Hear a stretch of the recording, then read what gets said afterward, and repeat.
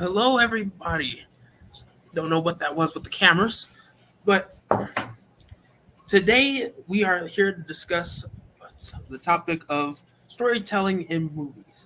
We kind of touched on a little bit about that uh, last week, but people were asking, what is the next topic? What is the next topic? And we're going to touch on movies today since it was suggested. So, right now, what movies should we talk about really? People that suggested it, it's going to take a minute for them to come online. But we had a discussion not too long ago, wasn't it, Papo? About Mhm. what was that? It was a series, wasn't it? I believe so. To be quite honest, we talked about a range of different stuff. We talked about old cartoons as well as old movies we used to watch. I think it was Batman Brave and the Bold. Oh That's yeah, back my when favorite. DC was had full on TV series that were actually well like them were partnered on Cartoon Network with Me and You. Batman Brave and the Bold was heavily popular. I remember having several toys about that. But the story had a point. It wasn't too dark. It didn't with Batman, even though it's a dark themed character. And because it was a TV show, that's what I liked about Mark Hamill's what is the Batman Mark Hamill's Joker is that it wasn't overly I'm going to kill Batman. It was funny. And it was moments of brevity, it was moments of seriousness. But now I think nowadays we go overly silly when we think of cartoons and we lose the sense of story. Michael says, how about the House Party reboot and how trash it is compared to the original? I've only seen the trailer, but from what I had seen, it's it looks okay. But I think what they really messed up with was naming it House Party. Because same Oh, thing that you do when you name characters like Batman, and then you have the Batman movie, and he doesn't say I'm Batman, I'm Vengeance. For spoilers for those of you that may not have yet seen that. yeah, but the thing about it is, that House Party movie. The only problem with that would be because the thing is, most people these days are trying to cash in on the name because, like you mentioned a couple of weeks ago. People only the thing that really clicks to people is the name. If somebody's like, "Oh, I know this name," which means this should be a sort. This should be close to this. This should be related to this. Yeah, speaking And of names, I do notice what you did with the subtitles of our names. I think I didn't know I, that. I, I Go on ahead. honestly was. I was waiting for you to finally notice. Mm-hmm. Go on ahead. Nah, nah. I think it Continue. says it all. Continue your thought. But yeah, the thing about it's more about the namesake because as long as you throw in a popular name, you know somebody's going to be sitting there and they're going to be like, well, I should watch it. Maybe this ties in with what we saw before. Maybe they changed actors, but it's the same concept as before. But in reality, when it's not, you're looking like, how in the world was this? Why give them this name along with this title to this movie? Because it doesn't make any sense. It doesn't tie in with any of this. Well, yeah, that's really the problem that I had with that House Party movie. It wasn't that it was bad; is that you named it a name that people associate the idea of that name to Kid and Play, not whatever these characters are and whatever that storyline is going towards. It's not you when you uh live up when you have a standard and you don't meet it for fans. then that's when they get angry, as they saw about the He-Man and Masters of the Universe incident with Mm. what was it, 2 years ago? Like How do long. you guys feel about reboots in general? Well, I will say this: the original, if it's good, stands alone. You don't need Well, to remake it. let's. I wouldn't really, to be quite honest, I wouldn't say that reboots are bad, nor are they always spot on, like Dad mentioned, because yeah, some reboots can be trash. But the thing about it is, remember, for instance, remember Batman Brave and the Bold, like you just said, Teddy. Mm-hmm. Remember when they had that episode where it was 6 or 5 hours before Batman Brave and the Bold was about to get cut off, and they had an entire episode showing what the new Batman series was going to look like, where it was Yeah, literally that called the was, Batman. and we didn't know at the time because we were like, what, a little bit older than Elliot, and you don't really understand what's going on in that moment, but you're seeing it with Warner Bros. Currently, even with the Teen Titans, especially, where yes, everybody likes that kookier version of uh, the Teen Titans, the animation style, the jokes within it, and then the serious Teen Titans that they themselves called it serious, and that it was a whole episode about it. Yes, we did watch that because that's Yeah, what but we that had. goes into it because the thing about it was Batman Brave and the Bold will always be a great series to me. But then when they did the Batman was a little bit of a darker take, but at the same time, it was still a little bit. It was still pretty good because it was set. It was they built Well, you up on it, and then they pretty much told. And then as you're watching it, you're like, well, it's still the Batman. It's still Batman as we know him. They I didn't get change anything up. I get you though. It's the hold on, I'll let you get to it in a second. But it's pretty much like Scooby Doo, for instance, because they reset Scooby Doo several thousand times. They had pup named Scooby Doo. They had Mystery Incorporated. They had the original Scooby Doo. They had several Scooby Doo movies. They had every single Scooby Doo imaginable.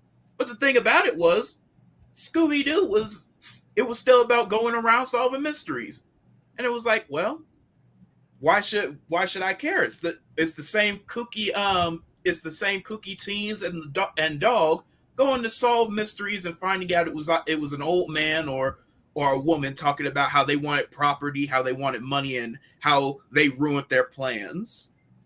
It was Yeah, we. hilarious. I'd have to agree. A pup named Scooby Doo was a good one as well. Batman, Brave and the Bold was definitely a more comedic take on Batman lore and its characters. Yes, it was highly enjoyable. But I think the what you are mentioning, Papo, is that they don't follow the story Bible. Because when you have a character such as Batman, you know that origin story, you know what led these events, you know the landmarks that, as just so speak, of Bane breaks his back, Superman dies, that sends Batman into a state of mourning. You know these stories, but you don't stick with them, and when you don't do that, you make it fans angry because yes, Batman Brave and the Bold was a reboot, so to speak, of the Batman, and just like Scooby Doo, you've had multiple reboots. The Scooby Doo and the 13 Ghosts of Scooby Doo, and then Scooby Doo Mystery Incorporated. What's new Scooby Doo? There's been so many Scooby Doos, and then after a while, what people got really mad about with Velma is that you took a name from the franchise, and people expect this is going to be about this, and then when they watch it, you're like, okay, there's not. nothing followed the story here. You there's no real mystery being solved. If anything, you are mocking. That's what's making the because cartoons are supposed to be funny or relaxed because there's such thing as animation and there's cartoons. I don't think people understand. You can watch a Japanimation. You can watch an animation such as Avatar. You can watch an animation of even certain things on YouTube like Castlevania. Well, parts of it on there. You have animation and then you have cartoons, which is supposed to be joking and laughable. But the problem is when you are laughing at the actual characters themselves, the whole franchise, which is what they attempted to do with Velma. Of oh, look at Fred, he's rich, he's in their words, he's a rich white boy, and then you got a Daphne, the diva. You when you put these together, and then you got Shaggy, which they completely just they destroyed a lot. that that whole situation is just madness. But that's the thing about it, But when you because when don't stick people to the actual story line, where they already laid out the premises of what this character does, then you you go on and do your whole different show, and they get away with it by naming it different things. That's another thing. They didn't call it Scooby Doo. They didn't even call it Scoob, which is the movie. No, they called it Velma. We're gonna put it in this way, just like they did with He Man. We didn't call it He Man. We said Masters of the Universe. but you So you showed can't get mad at us because you misinterpreted what we said, but you know all too well as the fans what to expect. Yeah, but Just the like thing about it is, with He-Man, for instance, they said Masters of the Universe, put it in He-Man's universe, and then they showed He-Man in the trailer, which made fans go crazy because they were like, "Oh, it's He-Man."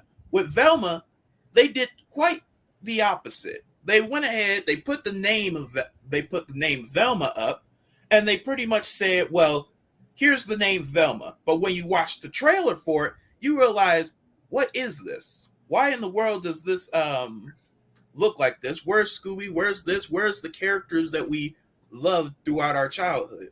And you mhm. watch them get destroyed And pretty much. you have that expectation, but they don't have it didn't meet up to it. You want it, you expect it. This is what this is going to be about, and then they completely flip script on you and go, "That's not what this is." Yeah, because the So same just thing like with goes Michael for Riley, I'd have to agree with you on that because this is essentially what they do.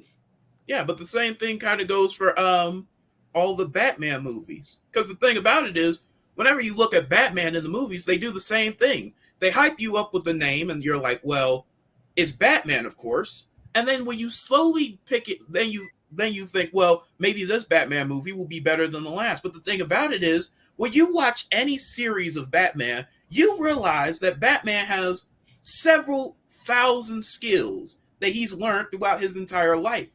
They describe it in boons. But then when the movie comes out, it's as if he has none of those powers, none of that intellect. He has absolutely no. He's not a detective. He's just a normal everyday man, which destroys the film because it's like, if Batman's supposed to be the greatest detective, is supposed to know he's defeated the Riddler multiple times, he's defeated the Joker multiple times, he's defeated every single villain in Gotham almost with ease, despite him just being a mere man, and he's even bested Superman and all of the Justice League on various occasions with his intellect. But then you put him on the big screen and you make it so that he's the most underpowered human being alive, and it makes you. And then it's unbelievable because how is this the savior of Gotham? How is this the person who everybody in Gotham relies on? I There I, was I only gotta give you that because yeah, when you watch certain things, Batman just get we losing you. Rider is I I can just live off the expectation of Batman alone, and they'll be happy with that. It should be an understood you that Batman can do these things. So you see them in this humbling situation. It's shocking to you, but really it's upsetting. Yes, the Masters of Universe did focus heavily on Tila, which would have been fine if they would have put her in the trailer of we have to do this with He-Man, not show us He-Man so that we tune in and you catfish people, and then be mad when they say, what the heck was this? And it's like, no, you didn't understand. In the next season, we're going to do that. And that's another thing. People so focused on, I'm going to get a next season. You might not get a next season. We were in the age of Cartoon Network. We saw a whole lot of shows that look promising at the very least, and they didn't even get a reboot. No, some of those shows were actually fairly think promising. about it. You remember the show called The Problem Solvers with Ralphie? Mm-hmm. That aired all of a season, 5 episodes, and they just replayed those. Nobody really caught on because nobody was staying up till 9. If you're a kid, you got school, you got deadlines to be in bed. So they knew what they were doing. Of nobody's going to see this. So everybody's focused on I'm gonna get it next season. If they can just hold on till next season, well, no, you want to tell as much of a story now, so that you drag the audience in, and then they can stick with you for the next season. But when you go in with the idea of I'm gonna drag this out real slow for the first season, and then I want you to tune in next season. No, that's a waste of time. Exactly. If your series didn't turn Even out, like Mike said, nobody tuned in to see Tila. Ain't nobody coming to hear you sing, Otis. Nobody is going to be sitting there with their expectations lowered because you had this grand idea of Tila's going to save the universe. Tila's going to find He-Man and he'll save the universe. You don't want that slow drag. You want that boom. This is what this is. The first couple of minutes into the film, why did let's clarify that now. Why did the Matrix trilogy work, the original? Because within the first 5 minutes, you understood what was going on. But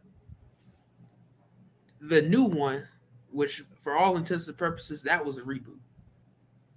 You completely took away the story of you undermined the story, saying how, oh no, he just drew the stuff up in his mind. It was all a game.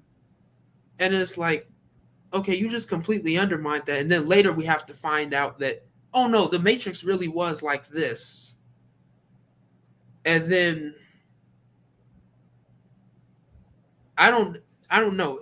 Neo had to build up to the standard of walking on walls, breaking the Matrix entirely, and doing all this crazy stuff with guns. Everybody came out the box knowing how to do that. But and then it was unbelievable. It was kind of weird for one reason, though.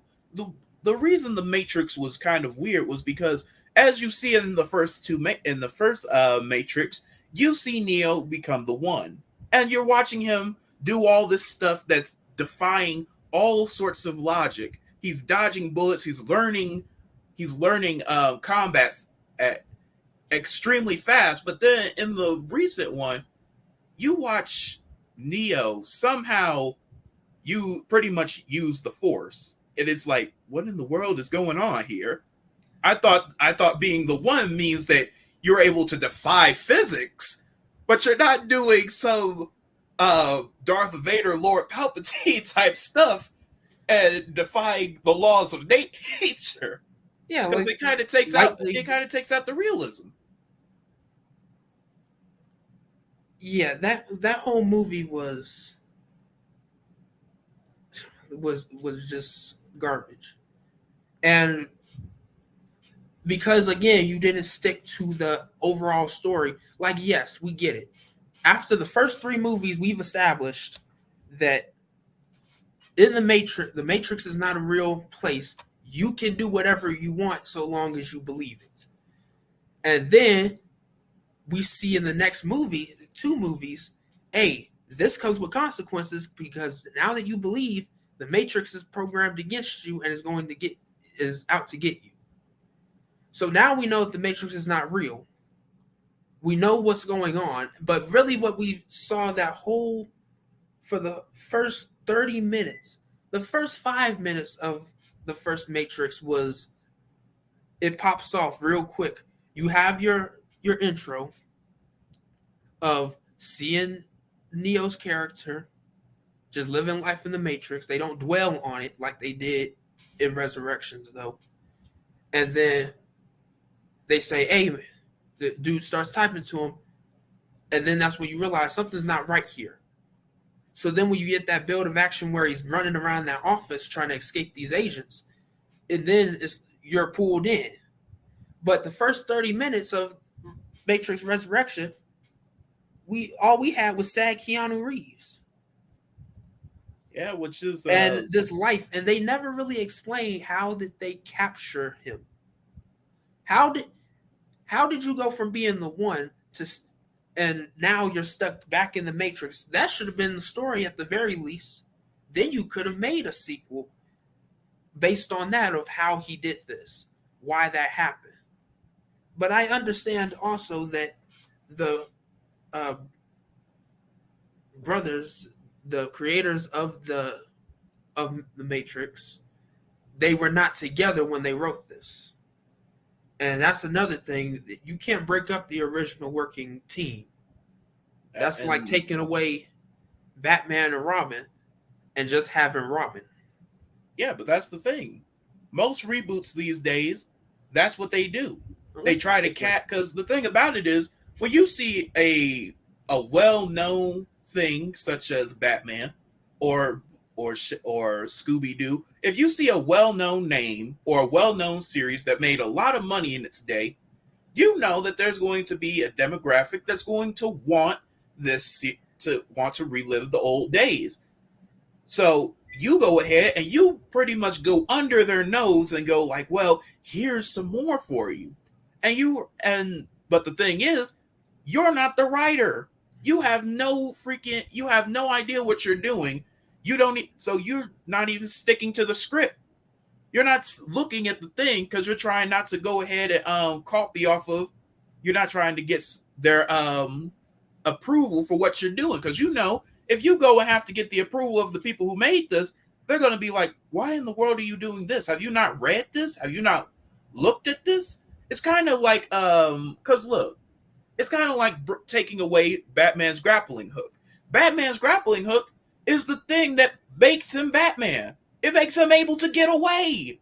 Well, to be fair, I wouldn't say that, because if you watch the original ones with Adam West and he's climbing up them buildings with that rope, but even then, you see that Batman has a way to get away. If you make it so that Batman does not have the skill to get away from or out of situations quickly, is that really Batman? Because then it just becomes a question. Because if you have an expectation, which will actually bring us very smoothly into our next topic. Yes, Nightwing is dope. So yeah, a whole series on Robin alone, yeah, that could be good. So may not want to compare that dynamic duo, but when you don't have your writing partner and then you separate, what happens is that you get a catastrophe like The Matrix, which, as was stated, you turn The Matrix from an action film to a cathartic purification search for the soul, and recreated the story to follow Trinity. That's the other thing that was crazy.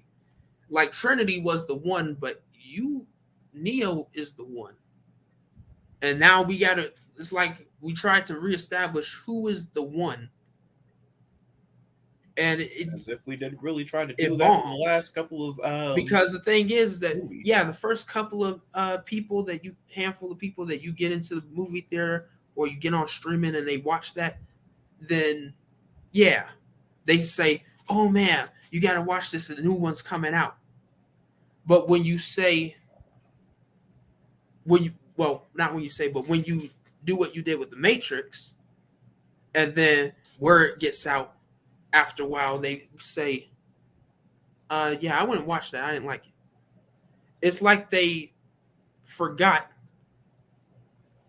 the whole origin. Oh no, now you done it. What was the deal Oh with no. Morpheus? Yeah, the Sunshine Man. Yep. We That we good old went from yellow suit. that iconic dark glasses, dark suit. You mean to tell me the Matrix programmed Morpheus to be in sunshine outfits like he's going on a constant vacation? And again, that whole thing was just very weird. And unfortunately, they won't get the chance to explain themselves because no, after you do a series like that, word gets out, like we just mentioned, and nobody's gonna watch that. Same thing with that happened with Masters of the Universe. When that next trailer kicked in, it didn't do so well. Yeah, the audience was already like, well, why should we watch this? You disappointed us the first time. They have a comic book series full of all the Robins. Now that's going to be entertaining. All the Robins. I like that, especially with Damien. We are pushing politics and social foolishness into establishing storylines. They are creating original stories. They are not retooling popular characters and losing old fans. And that's really what this conversation is about. You are create what you think is either a reboot or an add-on or whatever you want to call it. It's an original story living off the name of one of the characters, if not the franchise itself. And then the hype alone, they say, "Oh yeah, we're going to do this," and then people see it and it's like, never again. Same thing that's happening with Star Wars right now. Oh no. And as a advocate, as a heavy fan of Star Wars myself, I was very mad about that. It delivered the original story narrative. That is the same thing happening in this. Oh, well, there you go. I didn't know that was said there. But Yeah, that's true. it's the exact same thing happening in Star Wars. And uh, I did not go and watch the Last Jedi, nor do I intend to, because you kind of already showed me what your mind is going towards. The Matrix messed up Morpheus color setting. Yeah, I guess all that black, they somewhere within the Matrix they got confused and was like, no, he couldn't just be all black. Yeah, he It has to has have more. some He sort of has to color. have more colored suits than just black. Give him blue. Give him yellow. Give him all these different That colors. yellow was They're like, what in the world? that yellow was just got like, wow, really? That's what we're doing. But anywho, when the same thing is happening with Star Wars right now, which is why Lucas, if you would notice, George Lucas has been involved within the Mandalorian and the Boba Fett series. But what they really messed up with was that Return of the Jedi, was it, with Rey, and then they had the Last Jedi, which was one of the recent movies. And 2 weeks after they had, no, I keep confusing that. 2 months after the premiere, and then it was out and available to buy for both digital and DVD. There was an interview with Mark Hamill, and he had said himself, "This is not the Luke that I know. I was done when the because Mark, you gotta understand that's two of his top priority characters that he is mostly known for. Joker and when his character, even And Mark, apparently the not the internet Luke. didn't want you to say his characters, Teddy. What? They want to divulge that information. It's true. He that's the two characters that we best knew him for. The iconic Joker laugh. There's even in the video game Arkham and the TV series, you can hear that laugh and know, oh, that's how the Joker is supposed to. He single-handedly created how the Joker is supposed to react by that laugh. He'll have a dark tone laugh, he'll have a maniacal laugh, he'll have a happy laugh. He went over that in great detail. But even with Luke Skywalker, he said he wants you to see the somber kid that didn't from Tatooine that didn't really know much about anything. Now he's supposed to be he has the force, and your father is a mass murderer. Pretty much. That's a very deep story. Even with not knowing who his sister was, you've established this story and then you've broken it. Now you see bitter Luke Skywalker sitting on a mountain. He calls the lightsaber a laser stick. Even when he Obi-Wan had gave Luke the lightsaber, he didn't refer to it as a laser stick. Oh no. It was referred to as the weapon of the Jedi. It was well known. A laser stick. It's like, okay. That's what they had in the trailer, and then he throws it. To be honest, Teddy, that's the thing about it. Within the first, I saw everything I needed to see in the trailer back in 2018. That's why I to this day am still not going to watch it, and have not watched it because that whole thing was just like was an ultimate disappointment. And then later, I'll see little snippets of fight scenes and the choreography. When you have a lightsaber fight, it's dynamic because that is a weapon that nobody has really seen. You have a laser attached to a sword. I'm sorry, that's just awesome. And then you've undermined it with your choreography of people. If you can look it up, look up the choreography with Rey and I just drew a blank on her name. And look up that fight, the last fight scene from there, where they're supposedly fighting together. The dude quite literally throws the Emperor's Guard, throws his weapon away to die. Not disarmed, just swing, throws the weapon, dies. When you mess up, and even in choreography, as Dad often says, you're supposed to tell a story. Even in wrestling that we watch, we're fans of Raw, WrestleMania, SmackDown, the WWE franchise in general. Or the you want a story multiple told. martial arts movies. Those. Yeah, you want a story to be told.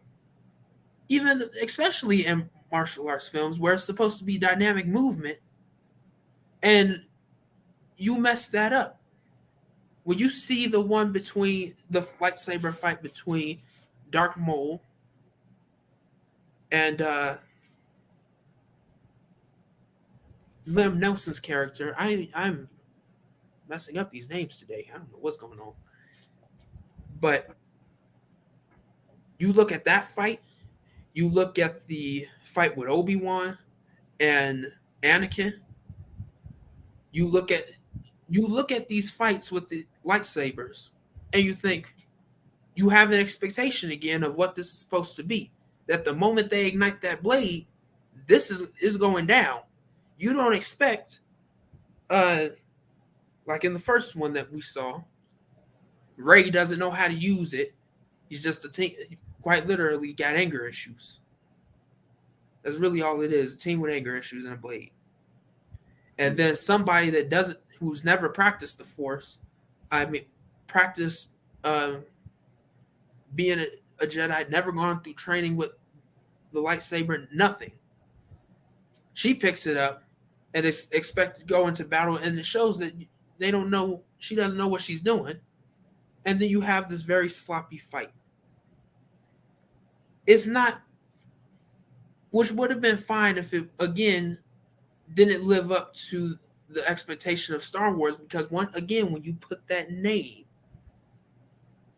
you wouldn't look at the band Kiss, because Kiss, that's their logo. When you see the slanted S, you know this is Kiss. They had a quiz that they've divided sections of the Kiss symbol, sections of the Flintstone symbol. You know these names. So when you look at it, you know exactly what to associate this with. In sociology, it is called symbolic interactionism. When you see this, you know exactly what to expect. You associate it with this thing. But when you put Star Wars in front of that, in front of whatever those two movies were, you really messed it up. About the only one that I did enjoy, well, two, was Rogue One, which was a good lead in into the original Star Wars story. And then Han Solo. However, I do think they really messed up with that Han Solo, because how do you kill the original Han Solo off? Yeah, a lot of people were mad about that. And then you bring out, especially with his Han own kid, Solo. because they pretty much tell you the villain is Han Solo's and freaking Leia's kid, and you're like, oh. And then they have this moment where Han is trying to get him to turn back to go on their side, just to be killed. And you're just sitting there like, how are you going to kill Han Solo? That immediately told a lot of fans that, yeah, that's it. We're not watching. We tuned out. I'm sorry. I missed these comments. Went into Star Wars. You can get very passionate about that, because I was very upset about that, especially with the whole situation of continuing the Rey storyline, which I don't. If anything, you need to find a way to nullify that whole thing that happened, because I don't know, Sadie, because that, they might that do a thing dream went nowhere. sequence. Because now, think about it. You've shown the end of so many different characters. Han Solo, gone, gets killed by his son. Story is over. People forget that when you do this, a storyline has this. Ernest Hemingway said, a story told long enough ends in death. Some other people's storylines come short. The moment they die, that's it. End of story. Well, in some cases. But yeah, this one, you kind of showed the end of Han Solo, gets killed by his son. So no matter whatever you do, as many series as you want to do, you've told this character's story, that he's not coming back. Whatever good or amazing thing that he was doing, it is now the end of that character. So whatever he did, it really don't matter, because you didn't give him a bombastic ending like he should have had. You gave him, oh yeah, he got killed in a fit of rage, which would have been great if it was like a character like Padme that you really only knew for like 2 movies at best, and then it was over.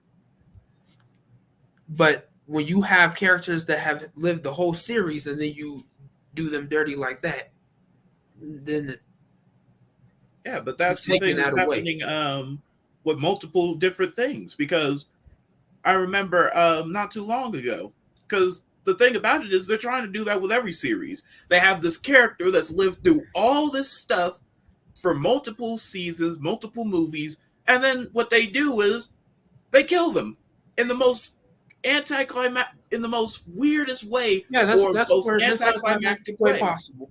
Just exactly. There's no story being told. It's just the character's gone.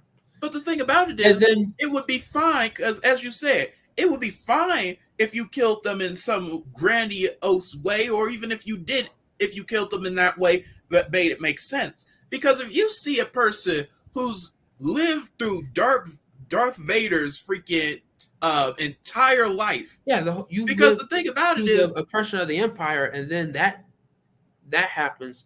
It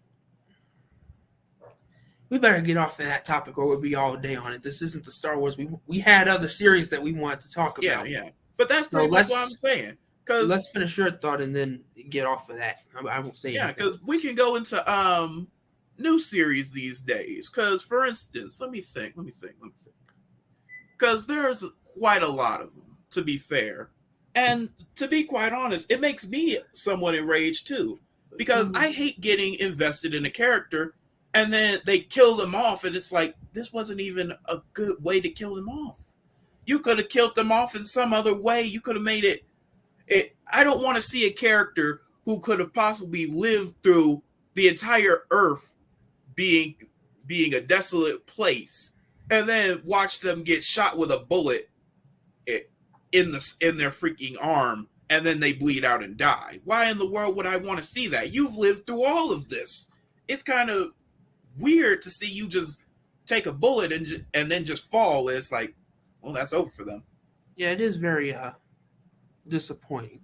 But I'm gonna get to these comments now because we've accumulated quite a lot talking about Star Wars. But filmmakers like the Star Wars thing. That was you. That was definitely you. But filmmakers like M. Night Shyamalan say that they don't make films for the audience. They claim they make them for themselves. Yeah, and it shows too. Exactly. It shows that you came in with your own bias. You didn't really care about what the fans wanted. I didn't make it for you to enjoy it, to come it back and make another series. I made it because I felt myself in it. And look at what happened with Arrow. What do you mean? John Diggle? Oh yeah, that person he was amazing. Anywho, I remember my favorite line from him. I am John Diggle, the Green Arrow. Beautiful, beautiful. I just loved it. Who in this John Diggle? Nah, but what they did is that the person that was writing, that took over for writing for Arrow, saw her in the role of Felicity, and now John Diggle, the Green Arrow. I done got Dad mixed up in your madness. She saw herself in the role of Felicity, and it showed, because after that, she always had something to say, and it wasn't comedic like it was, or helpful sometimes. It was more of a sappy kind of thing, and I didn't see that. When you didn't have to go from Green Arrow saying you failed this city and it's over, from, okay, we don't want to kill anymore, but he doesn't have to become tamed. Like, I gotta listen to whatever you're doing. It did too much. He doesn't have to become melancholy because all of this has happened. It's like, what's going on? It didn't really make any sense. And when you write from the bias of, well, I wrote it for myself because I saw myself in it.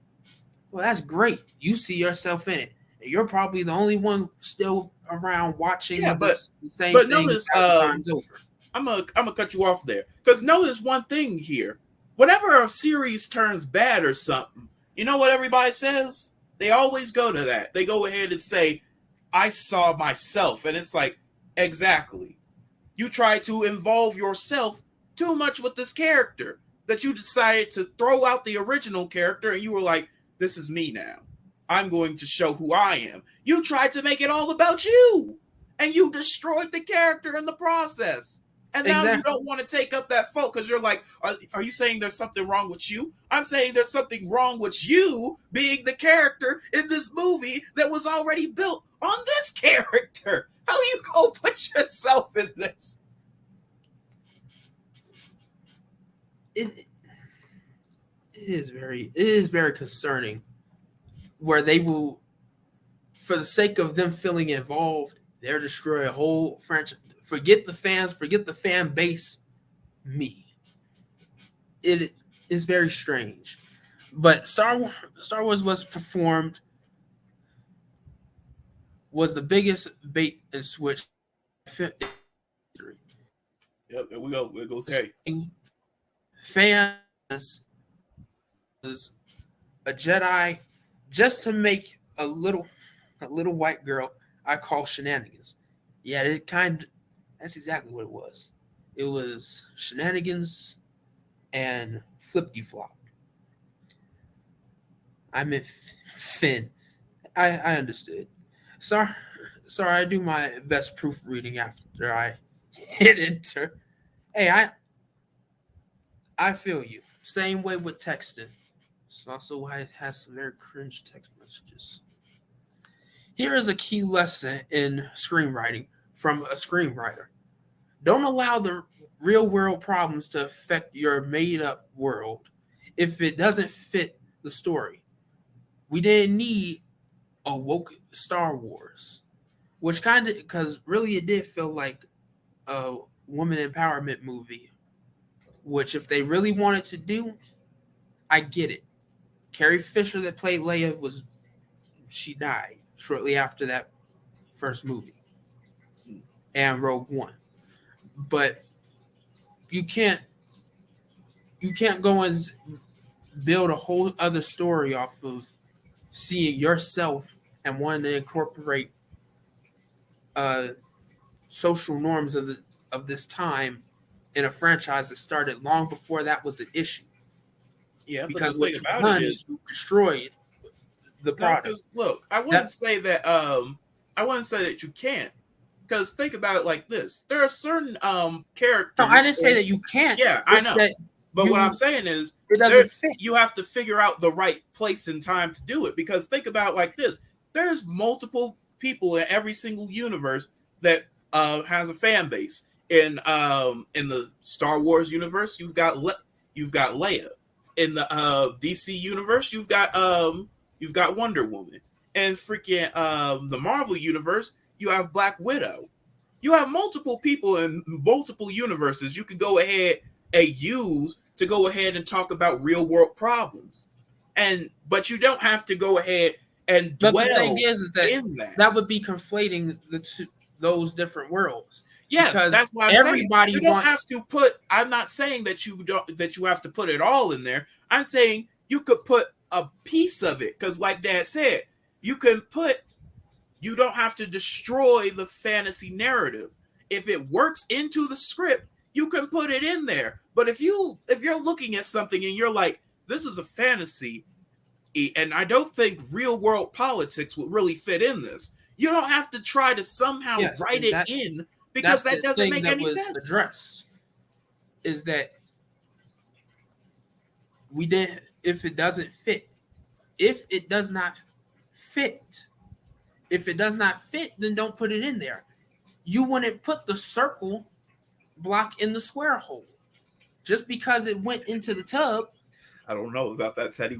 There's a lot of TikToks. Shush. But that's the thing about it. That A lot of was not a part of the original series. It ruins the audience orientation, and it truly does. Audience orientation moves the audience along. Your created world. Writers must direct the audience through this world in order for story to make sense. Not properly guided guide a not properly guided audience will lose connection with two Papa. Can you read this? It's blanking out again. sure will lose connection to the story. If you do not consider this, you will end up with a non-sensible story the audience cannot follow, aka Star Wars sequels. Yeah, and that's kind of where we are with a lot of things. I want to touch on more, but we really got I really got overwhelmed with that Star Wars. There is a failure to understand character construction. I would be glad to come one night one night and discuss how to construct character and why it is important. It is the reason that I do that exercise with you guys where you create stories off the top of your head. It make it makes you consider world creation. Yeah, but there's also another thing. No, no, we're not clicking on No, that no. again, Sean I'm Anthony. talking about on character creation or on story creation. Because the thing about it is, when you look at the world we're in now, for instance, whenever you watch, whenever you read something, you have to go into grave detail about what you're talking about. In other words, you got to describe the way it walk. I describe everything. Even some of the time, not interested in it unless it's a picture of what they're supposed to be afraid of or what they're supposed to or what they look like. They're not too interested in it. Because I tried that with Ellie and Matthew not too long ago. I used to tell Ellie and Matthew scary stories, and I slowly was like, well, they're not really getting scared of this. They're not getting Yeah. And so into what this did you as do? much. You turn what we like to say. There's a difference between tragedy and comedy, and the line is very thin between the two. So you go instead of telling scary stories, you go into funny stories, and they'll laugh themselves to sleep, No, and it works. sometimes I give it a comedic outline so I can see what they like. But most of the time, what I went into these days is now I just go ahead and tell them, okay, what would you do in the situation? Because you have to actually because like writers say, they're not doing it for you. You have to actually put yourself in that character's shoes. And when it comes to horror stuff, putting yourself in that character's shoes, it feels more realistic because in all honesty, when you're watching a horror movie, how many times have you said when you look at a character about to walk into a dark room or into a basement where you just heard screaming or something, have you said, don't do that? I wouldn't do that. I would definitely not. I'd be out that door in the instant. I'd be at the car. We just recently watched The Barbarian. We won't leave any spoilers, but let's just say mistakes were made. Exactly. And avoidable mistakes at that. So I get where you're coming from. That's why I've been doing with Ellie and Matthew. Mike says that he would love to come on just to trash remakes. Really, that would be good to sit down with Mike, you, myself, and Dad, and just talk about. Dad brings in the character story creation, and Mike talks about remakes because I'm pretty sure there was a lot of remakes And you're we don't not even going know to about. talk about Star Wars, right? If that happens, you're not going to go into the longest, I don't know, 15, 40-minute rant of Star Wars, correct? It was 15 minutes, and I did not mean to go that long into it. I really want to touch on other series, such as, well, at least one more, such as Doctor Who, which they really kind of. Oh no, not gonna go. Well, I'm not. I'm not stepping foot in that because, to be quite honest, I kind of feel bad for that because, in all honesty, it's more about the fact that the writing was not good in that one. Because the thing about it is that caused a lot of problems for the actor of Doctor Who because the actor who was acting Doctor Who.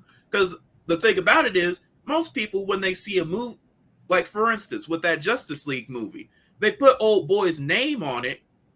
Even and when it turned out bad, he felt obligated to make another one of his actual creation since something happened in the middle of him writing. Let's get it right. The person that you're talking about is Zack Snyder, and he remade that movie 4 times. Yes, 4 times. And then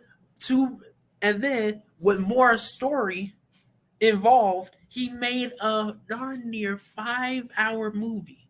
By the time I'm done with 4 hours of watching something like a podcast or something, I better have gotten something out of it. It'll be the greatest thing in the world for me. I'm pretty sure. Because you've done all these story arcs of everybody said that everybody said that Zack Snyder's Justice League actually was pretty good. It was a little bit better than the one Uncle they Tim says watched. both of y'all sound like Eddie. Oh no, they're realizing, Teddy. They're realizing that we're related to him. Wait, huh? What? Now it would. I'm not. Some things you don't even entertain with an answer. Like he were related to him. Yeah, that's the original. What? What do you mean? The sequels are always better. That's what we've been saying. No, no, no. We're not doing that either. I am waiting for Zack Snyder's naked just to know. Jesus Christ, no. What is this? The first episode of Thundercats? Oh You no. gonna start? Your face just now. Oh no. The camera Oh now. Lord. No. Anyway, the thing about it is, no matter how you cut it, when they put someone's face or name on it, they get associated with the bad version of it. So that ruins a person's credibility and possibly even their career. So I do feel bad for the person who played Doctor Who, because if they would have put in a better written one, what would have happened is they would have been that Doctor Who would have been the first female Doctor Who that was perfect in But every you, single way. but you remember the show Boston Legal, and Mm-hmm. with James Spader and William Shatner. Those two, at the end of the day, it didn't matter whatever crazy thing was going on in court. At the end of the day, they still came home. They were smoking on screen. They were doing just fine. Same thing can be related to what's going on here. The actor is going to be fine. At the end of the day, they go home and do this. But it does feel bad when you have an iconic role like the Doctor. I tell you, I still see Matt Smith and David Tennant. It took me a couple of years to figure out to stop calling them Doctor. But if you were to stick them in front of me today, my mind may revert back to, hey, that's the Doctor. I mean, Matt or David Tennant. You remember these people, but she'll now be remembered as the Doctor that Hold on. Let me uh, correct you there. was in Not the the Down doctor, season. Doc. Yeah, that's another thing. When did they ever call the Doctor Doc? Doc or just doctor. The thing about it is, If, whenever somebody said but I doctor, will he say would this always for correct the them and say, no, it's the doctor. yeah, he was very strict about that. But you got to understand, he was an older mentality. The original Doctor was an older gentleman. He, you weren't about to disrespect him. She was the doc that ran the fam, the doc fam, and unfortunately, none of those people that made up the fam are coming back. So you did kind of ruin those reputations. I do feel bad for them because now you will be known as the people that caused Doctor Who to slide off. All because the writer could not figure out what they were trying to do, because the thing up about it was a new writer. They were trying to pretty much be like, all right, here, you can go ahead and take it from here because we've done our part for such and such years. I Yeah, think it's writing, time. as stated before, writing for themselves rather than the audience. Same. I won't say the same thing for other series though, because there hasn't been anything that's been that long running. When you look at the longest running show, you see Doctor Who. So yeah, they will never return. But and yeah, Chris Chibnall needs.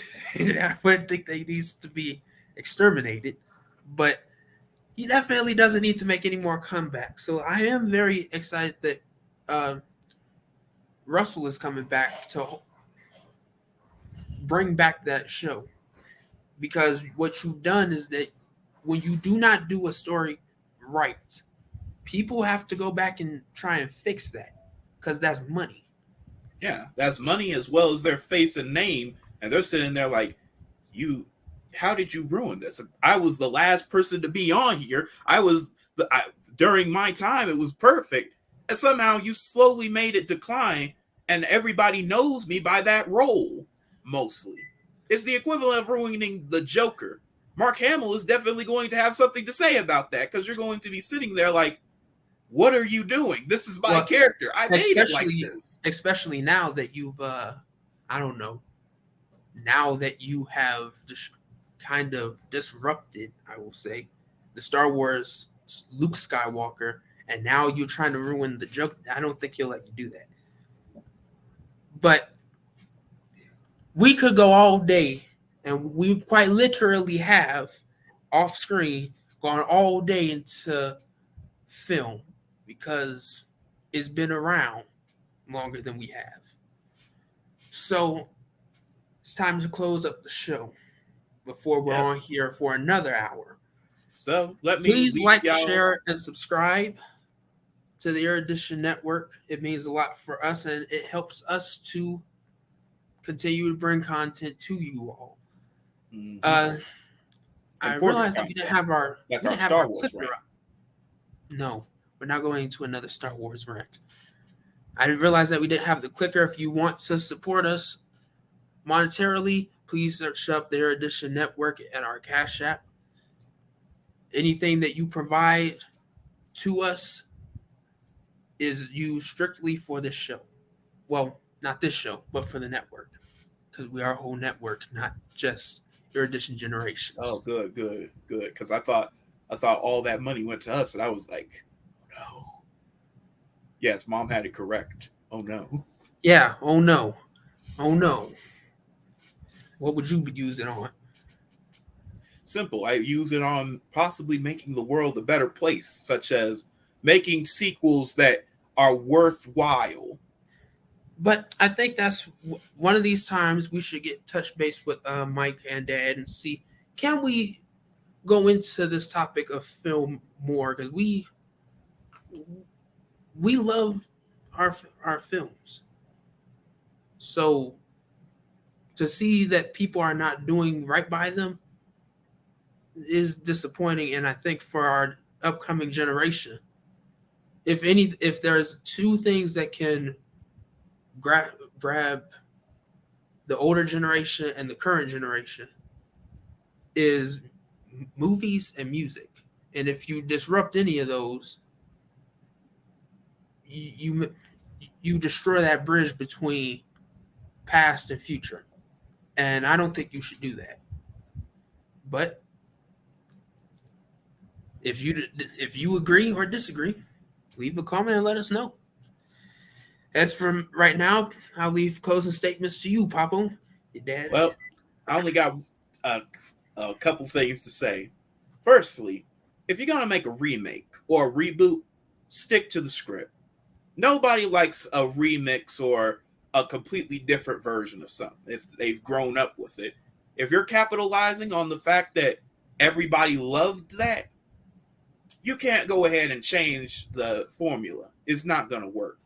Secondly, don't blame the actors for roles that they might have taken, because depending on the way that the script was written, that might have been the only thing they could do. If you feel like the film should have had more or emotion in it, however, that could be a part of the actor. The emotion, the character, and the script are all three separate things. So don't blame the writer for bad acting, and don't blame the actor for bad writing. And of course, sequels are always better, especially when it comes to me. I mean, look at my name. I'm the one and only, baby. But I think that's about it. I think it's time for us to go ahead, play our song, and get on out of here. The night the green slipped out. No. Oh no. And it's time to go. Yep. Peace out, people. See you next Wednesday, everyone. Peace.